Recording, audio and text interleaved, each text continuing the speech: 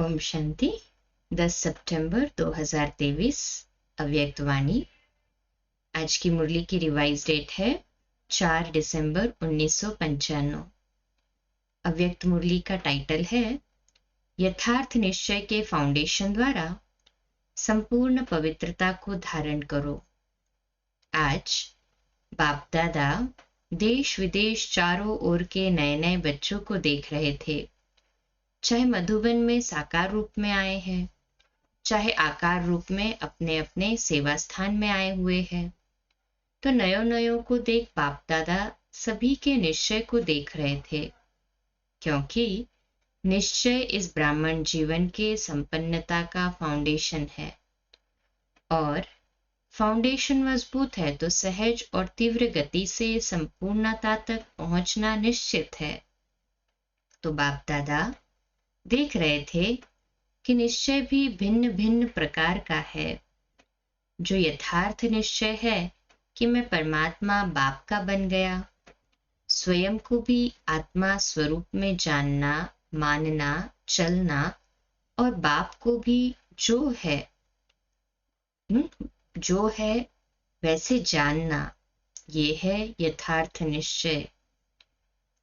बाबा जो है जैसा है उस स्वरूप में जानना, मानना और उस स्वरूप में याद करना, ये पहला यथार्थ निश्चय हुआ, है ना सभी को? कहे हाँ जी बाबा।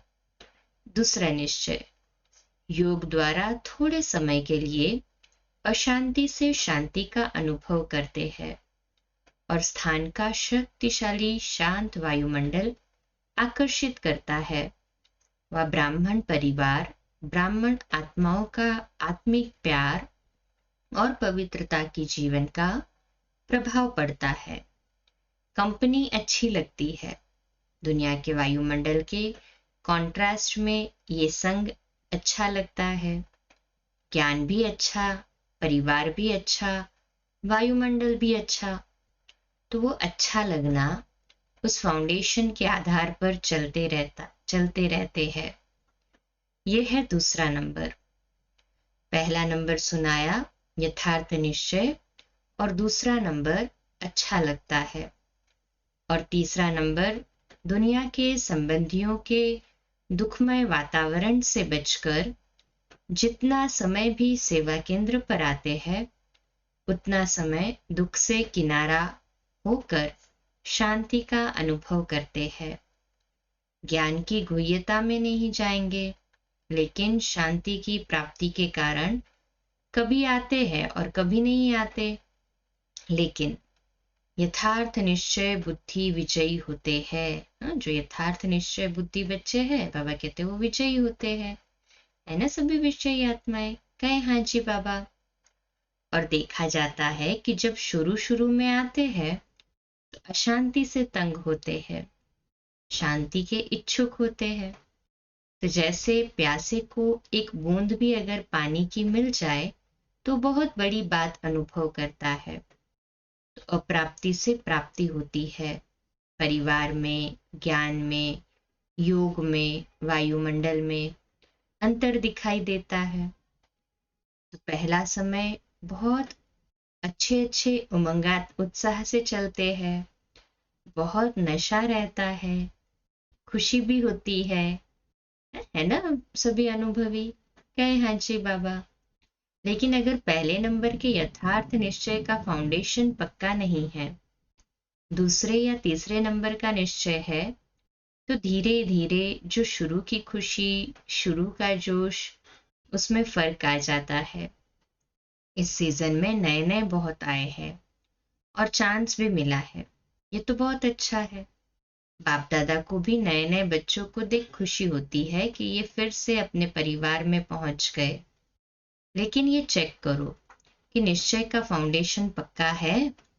हमारा निश्चय नंबर 1 है व नंबर 2 है। अगर नंबर 1 निश्चय है तो चलते चलते मुख्य पवित्रता धारण करने में मुश्किल नहीं लगेगा। अगर पवित्रता स्वप्न मात्र भी हिलाती है, हलचल में आती है, तो समझो नंबर 1 फाउंडेशन कच्चा है, क्योंकि आत्मा का स्वधर्म पवित्रता है। Double underline. अपवित्रता परधर्म है। और पवित्रता स्वधर्म है। तो जब स्वधर्म का निश्चय हो गया तो परधर्म हिला नहीं सकता। कई बच्चे कहते हैं कि पहले तो बहुत अच्छे आते थे, अभी पता नहीं क्या हो गया। तो क्या हो जाता है कि बाप जो है जैसा है वैसे अनुभव में नहीं लाते। अगर पूछेंगे कि बाप साथ है तो हाथ सब उठाएंगे। हाथ उठाना तो बहुत सहज है, लेकिन बाप साथ है तो बाप की पहली पहली जो महिमा करते हो कि वो सर्वशक्तिमान है, ये मानते हो या सिर्फ जानते हो? तो जब सर्वशक्तिमान बाप साथ है तो सर्वशक्तिमान के आगे अपवित्रता आ सकती है? नहीं ना, नहीं आ सकती। लेकिन आती तो है। तो आती फिर कहाँ से है? कोई और जगह से। चोर लोग जो होते हैं वो अपना स्पेशल गेट बना लेते हैं, चोर गेट होता है। आपके पास भी छुपा हुआ चोर गेट तो नहीं है? चेक करो। नहीं तो माया आई कहाँ से? ऊपर से आ गई? अगर ऊपर से भी आ गई तो ऊपर ही खत्म हो जानी चाहिए। कोई छिपे हुए गेट से आती है जो आपको पता नहीं पड़ता है। तो चेक करो कि माया के तो चेक करना है, बाबा कहते हैं चेक करो कि माया ने कोई चार गेट तो नहीं बना कर रखा है। कोई चोर गेट तो नहीं बना कर रखा है माया ने, ये चेक करो। और गेट बनाती भी कैसे है मालूम है? आपके जो विशेष स्वभाव या संस्कार कमजोर होंगे तो वही माया अपना गेट बना देती है। क्योंकि जब कोई भी स्वभाव या संस्कार कमजोर है तो आप कितना भी गेट बंद करो, लेकिन कमजोर गेट है तो माया तो जानी जाननहार है। उसको पता पड़ जाता है कि ये गेट कमजोर है, इससे रास्ता मिल सकता है और मिलता भी है। चलते चलते अपवित्रता के संकल्प भी आते हैं, बोल भी होता है, कर्म भी हो जाता है। तो गेट खुला हुआ है ना, तभी तो माया आई। फिर साथ कैसा हुआ? फिर साथ कैसे हुआ बाबा का? माया आ गई तो कहने में तो कहते हो कि सर्वशक्तिमान साथ है, तो ये कमजोरी फिर आई कहाँ से? चेक करो। कमजोरी रह सकती है? नहीं ना। तो क्यों रह जाती है? चाहे पवित्रता में कोई भी विकार हो, मानो लोभ है, सिर्फ लोभ खाने पीने का नहीं होता।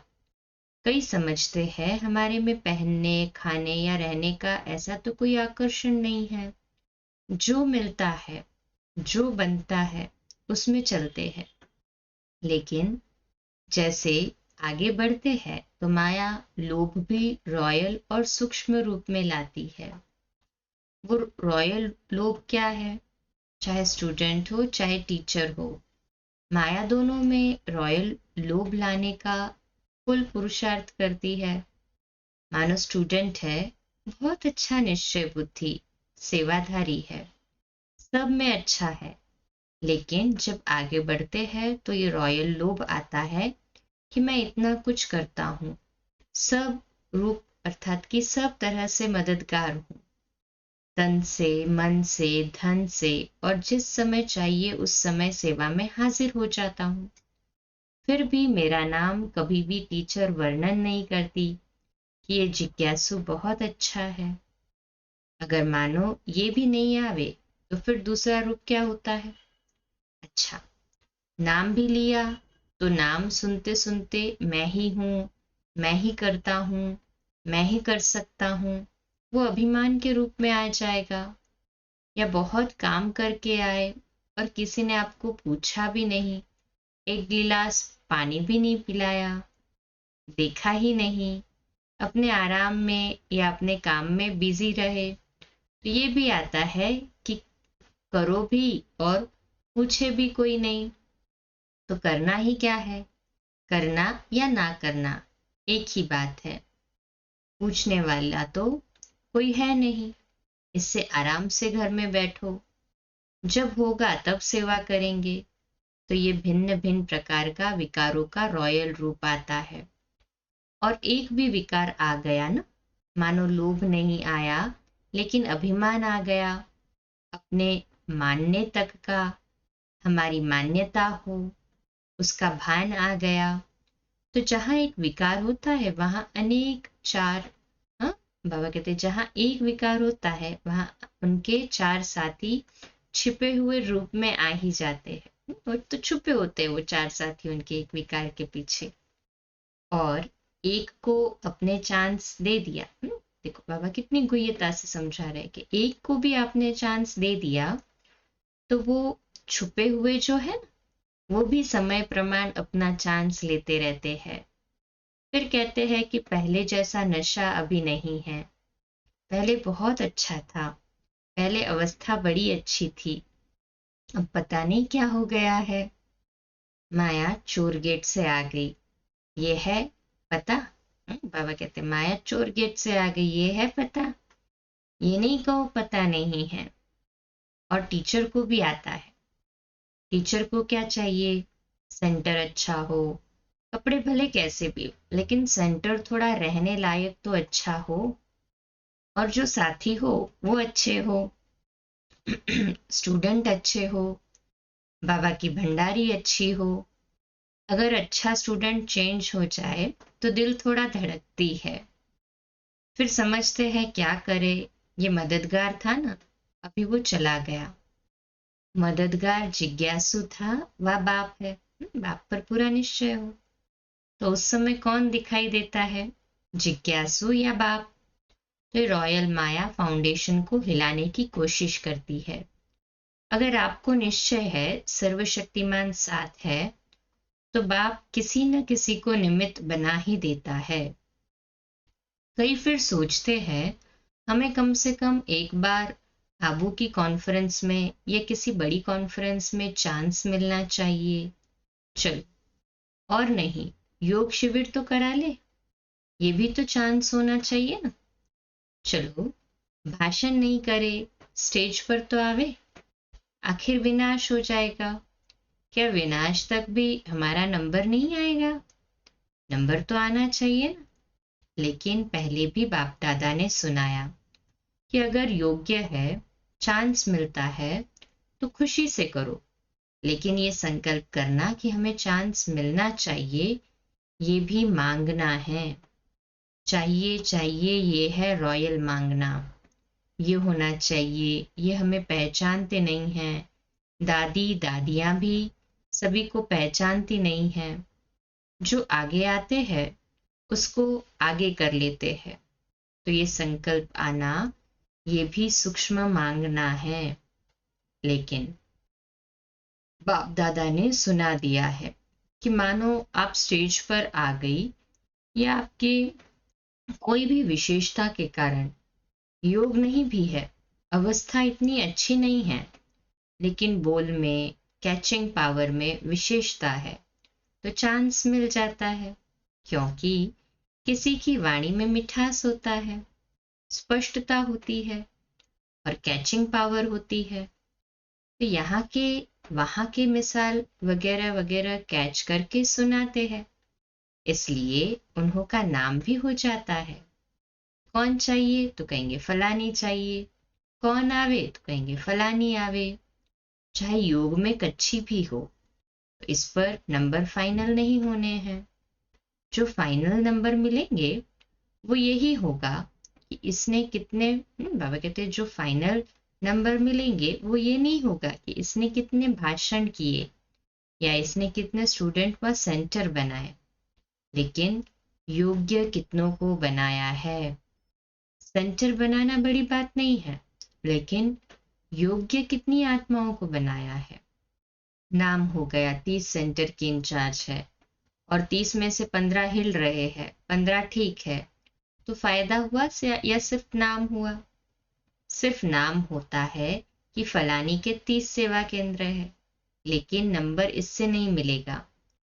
फाइनल नंबर जितनों को सुख दिया, जितना स्वयं शक्तिशाली रहे, उसी प्रमाण मिलेंगे। इसलिए ये भी चाहिए चाहिए खत्म कर दो, नहीं तो योग नहीं लगेगा। रोज यही देखते रहेंगे कि फलानी जगह प्रोग्राम हुआ, मेरे को फिर भी नहीं बुलाया, अभी परसों यहाँ हुआ, कल वहां हुआ, आज यहाँ हुआ, तो योग लगेगा या गिनती होती रहेगी? तो मुख्य बात, जो यथार्थ निश्चय है उसको पक्का करो। कहने में तो कह देते हो मैं आत्मा हूं और बाप सर्वशक्तिमान है, लेकिन प्रैक्टिकल में कर्म में आना चाहिए ना। बाप सर्वशक्तिमान है, लेकिन मेरे को माया हिला रही है तो कौन मानेगा? आपका बाप सर्वशक्तिमान है ना, माया हिला रही है तो कौन मानेगा कि आपका बाप सर्वशक्तिमान है? क्योंकि उससे ऊपर तो कोई है नहीं, बाबा से ऊपर तो कोई है नहीं ना। कहे हाँ जी बाबा। तो बाप दादा आज निश्चय के फाउंडेशन को देख रहे हैं, चाहे नए हैं चाहे पुराने हैं, लेकिन इस निश्चय के फाउंडेशन को प्रैक्टिकल में लाओ और समय पर यूज करो। समय बीत जाता है, फिर बाप के आगे पश्चाताप के रूप में आते हैं। क्या करे? बाबा हो गया, आप तो रहम दिल हो, रहम कर दो। तो ये क्या हुआ? ये भी रॉयल पश्चाताप है ना। साथ है तो किसी की हिम्मत नहीं है, बाबा साथ है तो किसी की हिम्मत नहीं है। निश्चय बुद्धि का अर्थ ही है विजयी। अगर कोई हिसाब किताब आता भी है तो मन को नहीं हिलाओ, स्थिति को नीचे ऊपर नहीं करो।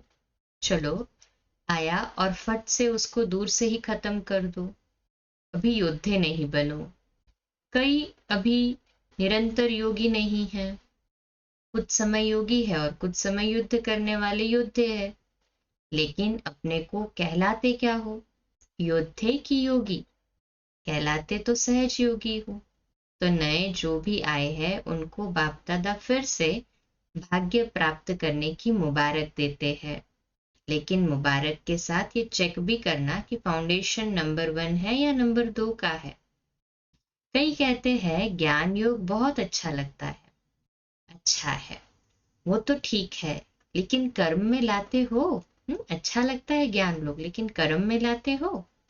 ज्ञान माना आत्मा, परमात्मा, ड्रामा, ये कहना नहीं।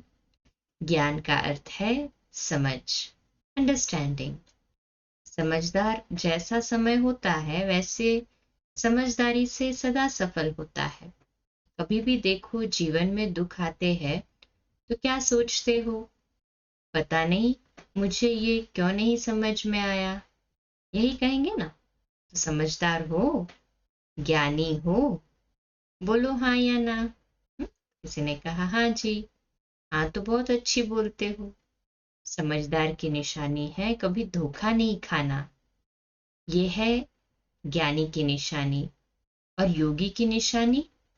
योगी की निशानी है सदा क्लीन और क्लियर बुद्धि। क्लीन भी हो और क्लियर भी हो। योगी कभी नहीं कहेगा पता नहीं पता नहीं। उनकी बुद्धि सदा ही क्लियर है। और धारणा स्वरूप की निशानी है सदा स्वयं भी डबल लाइट। कितनी भी जिम्मेवारी हो, लेकिन धारणा मूर्त सदा डबल लाइट। चाहे मेला हो चाहे झमेला हो, दोनों में डबल लाइट। और सेवाधारी की निशानी है सदा निमित्त और निर्माण भाव। तो ये सभी अपने में चेक करो। कहने में तो सभी कहते हो ना कि चारों ही सब्जेक्ट के गॉडली स्टूडेंट है, तो निशानी दिखाई देनी चाहिए। तो नए नए क्या करेंगे? अपने निश्चय को और पक्का करना है। नहीं तो फिर क्या होता है, 2 साल चलेंगे, 3 साल चलेंगे, फिर वापस पुरानी दुनिया में चले जाएंगे। और फिर जो वापस जाते हैं वो उस दुनिया में भी सेट नहीं हो सकते हैं, न इस दुनिया के रहते न उस दुनिया के। इसलिए अपना फाउंडेशन बहुत पक्का करो। अनुभव करो सर्वशक्तिमान बाप साथ है। बस एक बात भी अनुभव किया तो सब में पास हो जाएंगे। देखो आजकल प्राइम मिनिस्टर है, उनके साथ का भी नशा रहता है। ये तो सर्वशक्तिमान है। अच्छा अच्छा, चारों ओर के सदा श्रेष्ठ भाग्यवान भाग्य विधाता को, सदा श्रेष्ठ भाग्यवान भाग्य विधाता को अपना बनाने वाली ऐसी श्रेष्ठ आत्माओं को सदा बाप दादा की श्रीमत को सुना और किया, ऐसे सर्व सपूत बच्चों को सदा सेवा में अचल रहने वाले, झमेला मुक्त और परमात्मा मिलन मेला मनाने वाले सभी बच्चों को बाप दादा का याद प्यार और नमस्ते। हम रूहानी बच्चों की रूहानी माता पिता बाप दादा को याद प्यार, गुड मॉर्निंग और नमस्ते। वाह बाबा वाह, शुक्रिया बाबा शुक्रिया। अच्छा, डबल विदेशियों को डबल नशा है। डबल विदेशी अर्थात डबल लाइट, डबल नशा और डबल बाप दादा और परिवार के प्यारे। डबल बाप दादा और परिवार के प्यारे, समझा? अच्छा, आज का मीठा वरदान। अपनेपन के अधिकार की अनुभूति द्वारा अधीनता को समाप्त करने वाले सर्व अधिकारी भव। तो आज का स्वमान है, मैं सर्व अधिकारी आत्मा हूं। विश्लेषण, बाप को अपना बनाना अर्थात अपना अधिकार अनुभव होना। जहां अधिकार है वहां न तो स्व के प्रति अधीनता है, न संबंध संपर्क में आने की अधीनता है, न प्रकृति और परिस्थितियों में आने की अधीनता है। जब इन सब प्रकारों की अधीनता समाप्त हो जाती है तब सर्व अधिकारी बन जाते हैं। जिन्होंने भी बाप को जाना और जानकर अपना बनाया वही महान है और अधिकारी है। आज का स्लोगन है, अपने संस्कार व गुणों को सर्व के साथ मिलाकर चलना यही विशेष आत्माओं की विशेषता है। अच्छा, कम बोलो, धीरे बोलो, मीठा बोलो, सत्य बोलो, सोच समझकर बोलो। निमित्त भाव, निर्माण भाव, निर्मल वाणी। आज का नया दिन आप सभी को मुबारक हो, मुबारक हो, मुबारक हो। शुभ दिवस।